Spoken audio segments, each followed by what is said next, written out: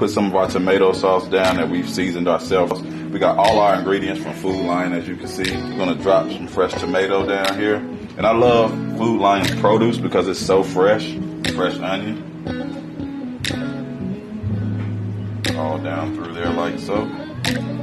Alright, then we're gonna go in with some more sauce. And if you like me, I like my pizza saucy. You know what I'm saying? We got our crust. There's a Food Lion brand crust. All you have to do is add water. I like to add a little oil and seasoning just to make it my own. I'm going with some cheese.